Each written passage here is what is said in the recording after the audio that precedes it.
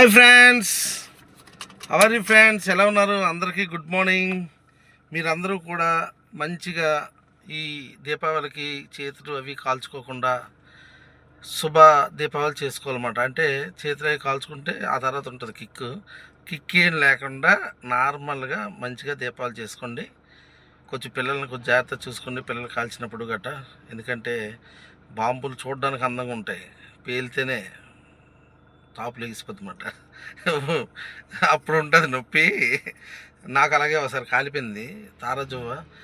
ఇలా పట్టుకొని కింద నుంచి పైకి వేసాను, అది చెయ్యి అంతా కాలిపోయింది. వెంటనే కాల్గెట్ పెట్టానమాట. కాల్గెట్ పెడితే కొంత తగ్గింది ఆ నొప్పి, ఆ ఫీలింగ్ నొప్పి కొంత తగ్గింది. అంటే కొంచెం చల్లబడింది చెయ్య, కానీ 2-3 రోజుల వరకు చాలా ఇబ్బంది పెట్టింది.